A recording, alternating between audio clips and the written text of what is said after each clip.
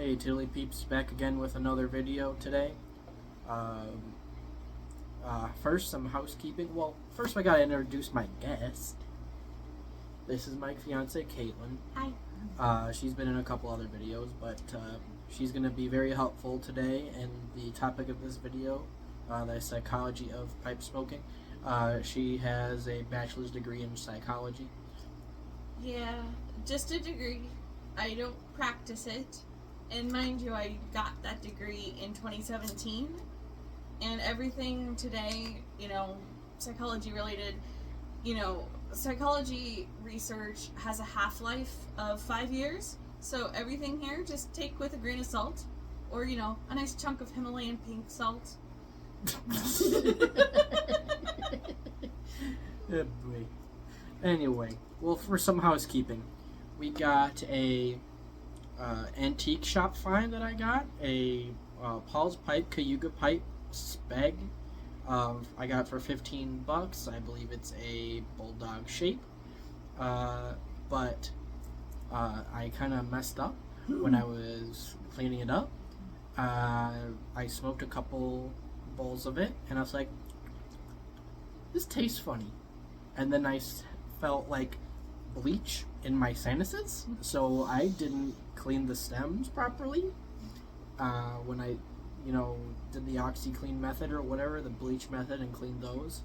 So I had to eat my pasta with 3 spoonfuls of minced garlic to neutralize it. So yeah, just don't poison yourself with bleach. Probably not a good idea, I would think. As my dad would say, we're not gonna do that.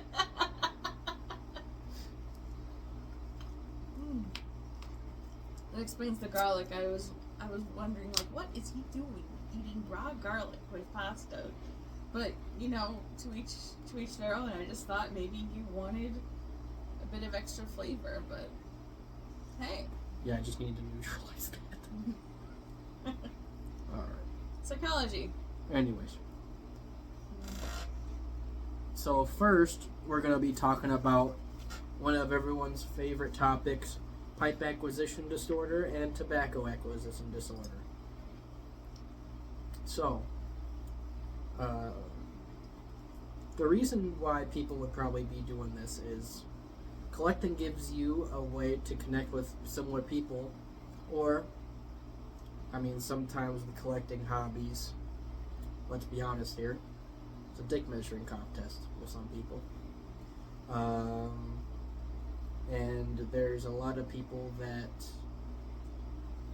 see people, whether they have old tins or new pipes or new blends that are small batch blends, they have a fear of missing out.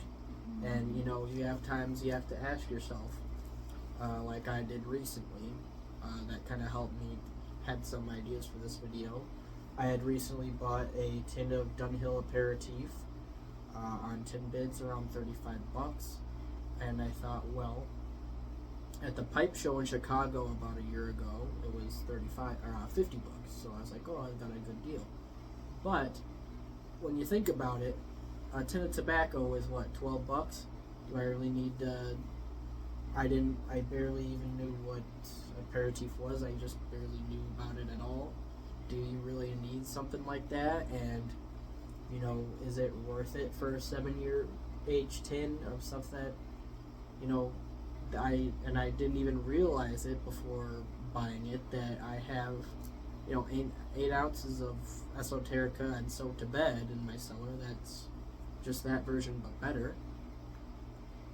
And another thing is, what point does pipe acquisition disorder and tobacco acquisition disorder become hoarding? I would say, I think everyone says, well, my collection is fine, but there's always that one guy that's like, oh no, this guy's got more tins and tobacco and pipes than I do, so I'm fine. It's like, I'm starting to see with me, and I'm sure some of you guys maybe agree as well, that once you start to get 20 to 25 pipes, there's stuff that you don't reach for as much as you used to, or stuff that, you know, what I started doing recently is just like giving pipes away to people that I don't smoke that much. Like, I've been joking with Caitlin here that I've given her 3 pipes now. Yeah, I started off with 1 pipe last year. Now I have 4. I have 4, and Eric's like, "Oh, you buy back this disorder." No, it's not. It's different because I'm not the one buying them. But you do like that Dr. Gravo Omega P-Lip, don't you? Yeah. That's the other antique find I found for her. I was like, a Dr. Gravo, but it's a P-Lip. You know, you like P-Lips. I like my P-Lips. Another thing that I was thinking about was the lack of third spaces in modern times. To explain what a third space is, you know, most people have their home, work, and how it used to be, it's not really the case anymore. A third space, usually like a bar for, I would say, for most people, or a Or club. the gym. Mm-hmm. Or a library, you know. Yeah. You know, and a lot of those places are getting, you know, priced out, and they're too expensive to go to. And I think pipe and cigar lounges could help the loneliness epidemic, because pipe clubs and just finding a group of people that have similar hobbies or interests than you can help you make friends quite easily. You know, pipe clubs are a great example. I went to one meeting of the Arizona Pipe Club, and now I got, you know, 25 guys I talk to on like a daily basis. And I even don't even know some of them, but you know, we just talk like we're old friends, and I only met the guys like once. So it just, that shared interest thing really helps, and pipe smokers are pretty friendly people. Yeah, they're some of the most down-to-earth people ever. Now, cigar smokers, totally different thing. Yeah, there's definitely a thing where I'd say cigar smokers, just when you think of a cigar smoker, I would say, you know, in cartoons, they're the guys that are, you know, in big business suits, smoking a cigar, you know, lighting their cigar with a $100 bill, and, you know, arrogant and things like Elitist. But, you know, when you think of pipe smoking, you think of in 30s and 40s, you know, you think of like your grandpa or something. And, you know, obviously you would like your grandpa more than some hotshot CEO that, you know, works in a tower and like laughs at you or something.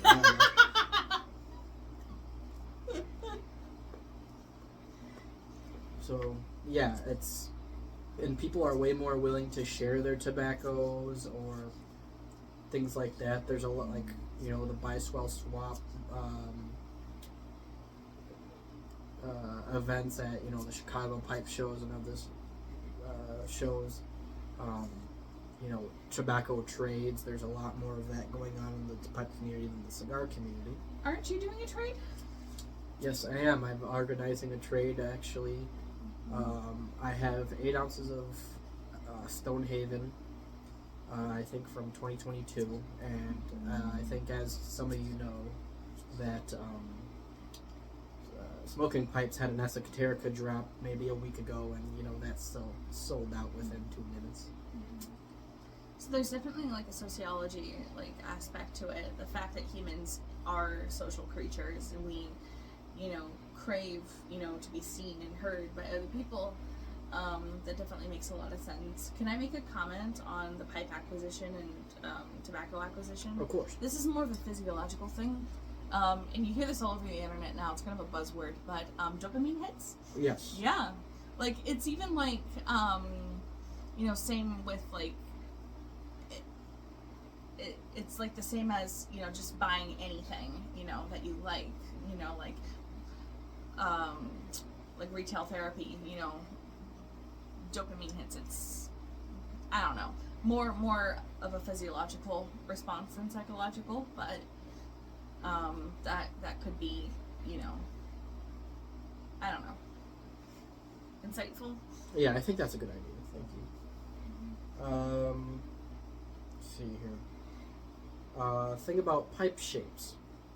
I have a theory. Well, I have a thing in my head. I don't know if other people have had this.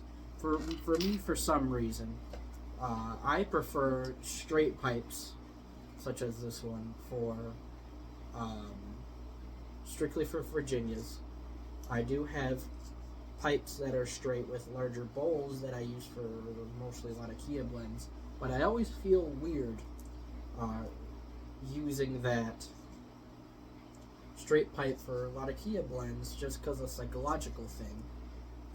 I think we've been told time and time again that billiards and things like that with a smaller chamber are better for Virginias, and there's some, I've seen proof that that's relatively true, but you know, it really depends on how you're feeling and all that other stuff, and it's very hard to control your thoughts on why you think a pipe tobacco or a pipe is good. There's just so many variables. So, you know, dedicating a pipe to one tobacco, I think, is discounting the pipe on other things that you could find. You know, there's a thing called like finding your magic pipe, where every single tobacco you smoke in there is, you know, fantastic. Not just certain styles, but every pipe is fantastic. Do you have anything to add, Tom? I don't think that's entirely strange. I mean, like, some of us might have certain like dishware, like bowls or plates that we use for only like certain events or only certain types of food. You know, some of us, you know, might use a specific spoon for, you know, eating yogurt, because that's me. I have my one yogurt spoon, and some of us have a spoon that we just don't like for no reason. But it's not going to make our food taste any different, better, or worse. But I don't have an explanation as to why. But I feel like, you know, it's not just pipes, it's a lot of little things. Just one of the things that makes humans, you know, human. I don't know if that helps. Yeah, that makes sense. And this one is a little bit more of a deeper topic, nicotine and mental illness. So, in Fred Hanna's book, there was a time where him and another professor were meeting at a lounge, and, you know, the other professor was studying neurology, and he was studying nicotine and the effects on the brain. And at the time, and I'm not sure if this is still true, but there might be relatively decent, you know, causation does not, or correlation does not cause causation, or whatever you want to say, but it can increase brain activity or concentration, or, you know, that's the contemplative part of having a pipe. But anyway, they were studying the effects of nicotine on schizophrenics, and they were saying that it helps their negative symptoms, such as paranoia, hallucinations, things like that. Technically, that is, hallucinations would be considered a positive symptom because it's being added. It's something extra. A negative symptom would be considered, like depression would be considered a negative symptom. Because it's lack of energy, it's a lack of something. Sorry. No, you would know more than I do. I don't really know the positive and negative. I mean, yeah, it's all negative. It sucks. Yeah, right? But no, it would be, in technical terms, considered a positive symptom because it's something's being added. Gotcha. Like voices and, you know. Gotcha. And there's been kind of things that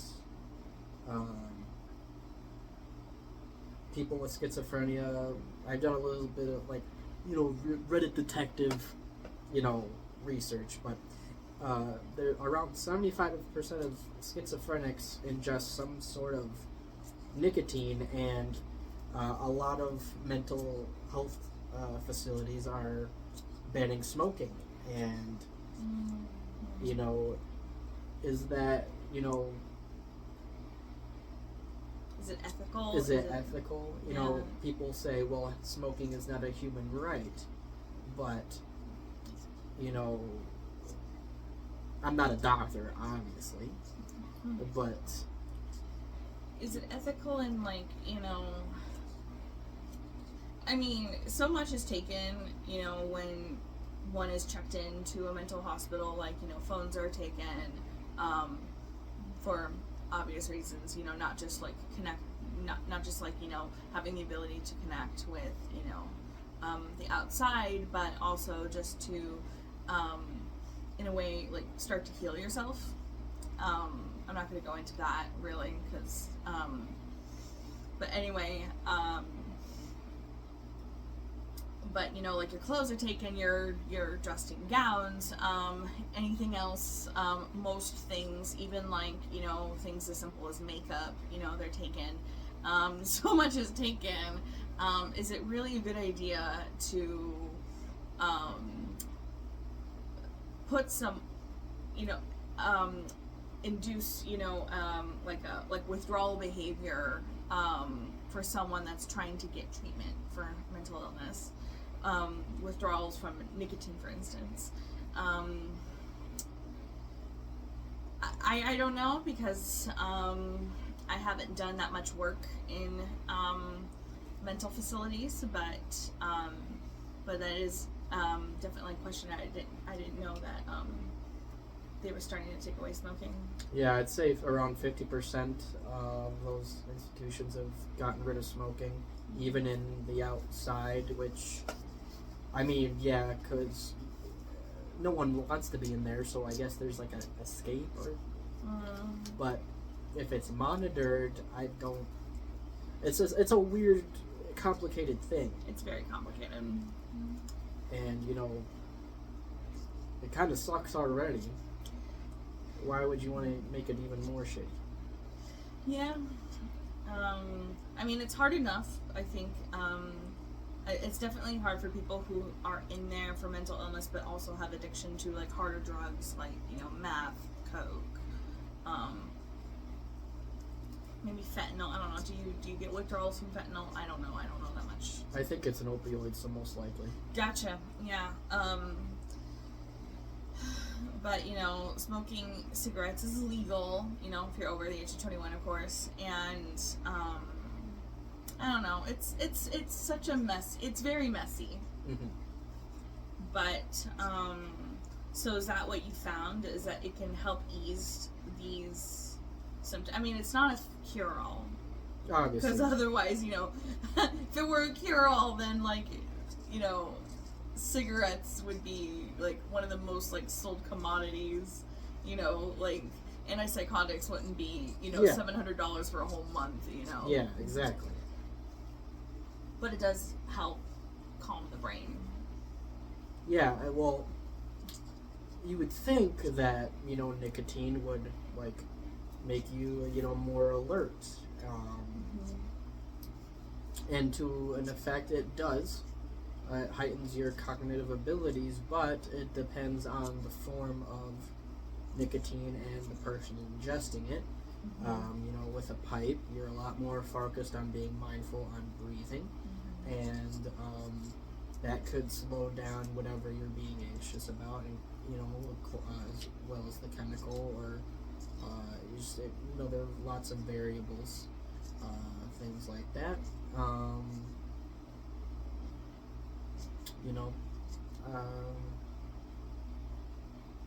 It's kind of a weird balance where your body feels calm and you're able to process things a little bit better while slowing your mind down, but also heightening your awareness to a fact where you're not getting paranoid. It's kind of a weird balance, or that's my theory anyway.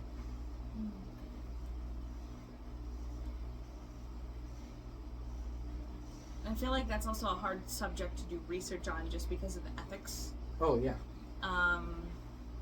Ethics and research have come a long way in psychology, and I don't believe that, a single official, I don't know. It's difficult to say because, they do research for drug use, but they would have to find people that are already smoking and have the diagnosis of schizophrenia or schizoaffective disorder, etc. And, the amount of schizophrenics in the world, I think, is around like 2% or something, minuscule.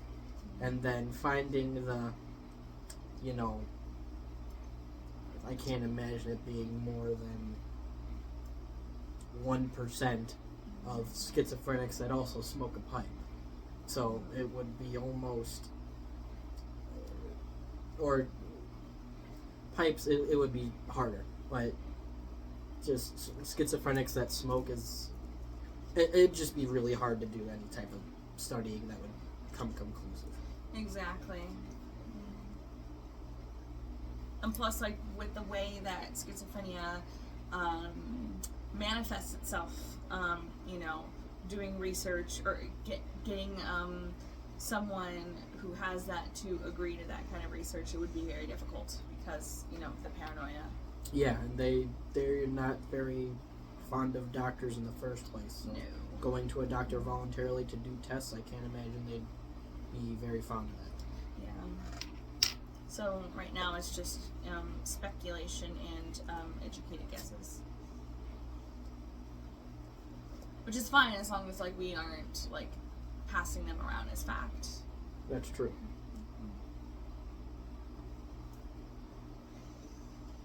Anything else like that, huh? No, this has been insightful, and I'm glad that you're open to let me, give my 2 cents as a psychology degree holder. Not someone who practices, just has read a few textbooks. Quite a few textbooks, enough to get a piece of paper with my name on it. Also, according to Freud, Freud, we just like putting shit in our mouths. I don't know. No, that's true. I'll have to ask your mom, if she had trouble breastfeeding you. What the hell? Because that would explain why you like to keep things in your mouth. According to Freud, anyway. That would mean I would be sucking pee-pees all day or something. I once asked my mom if I said I'm like, Mom, I can't stop chewing on my pen. Did you ever have trouble? And she knew what I was about to ask her because she knew what classes I was taking, and she's like, no, I did not have trouble breastfeeding you. You were fine. Don't believe anything that man says.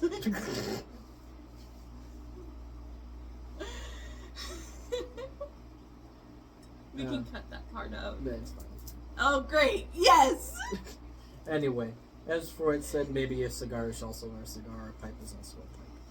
But, you're good? Anything else to add? I think we're good. Alright. That's a wild ride, guys. Anyway, thanks for watching. Be sure to be commenting, liking, subscribing, all the ings. Hit that like button. I'll see you next one. Bye-bye.